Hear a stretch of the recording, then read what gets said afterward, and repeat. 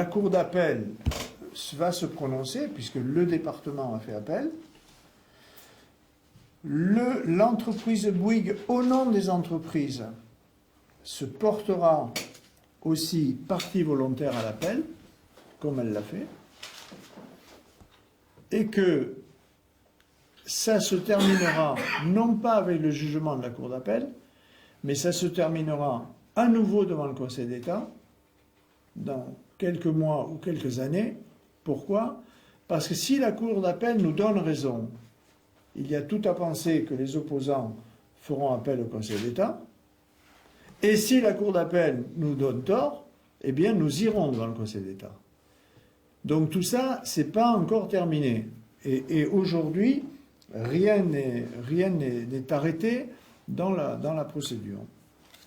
Alors, je veux vous répéter que pour nous, pour le département, je vous dis, nous, notre appel, il est déposé, puisque la date limite, c'était le 9. Hein. Pour nous, c'est fait. Et que sur le fond, cette affaire-là ne change rien à la volonté du département de mener à bien ce contournement, qui est pour nous un projet écologique et patrimonial. C'est un contournement routier, c'est un contournement avec une voie verte,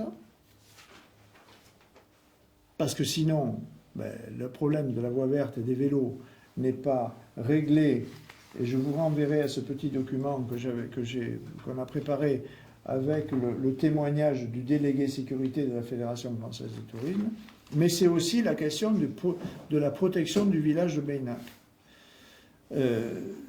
Pour nous, les points essentiels n'ont pas bougé, c'est les questions de sécurité.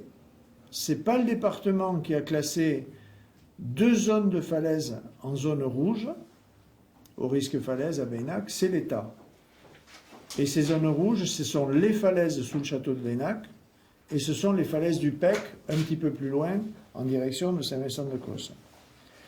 Nous considérons aussi, et on l'a prouvé par constat d'huissier, du département, de la région, avec 2 élus régionaux dans l'écart, par un rapport du SDIS, que les nouveaux aménagements réalisés depuis 2 ans ont renforcé l'insécurité ou rendre la traversée de Beynac moins sûre, puisque sur 200-300 mètres, en cas de coincement, on ne peut évacuer personne, ni les gens qui sont dans un autocar, ni les gens qui seraient en face dans un autre autocar, ni dans un camion.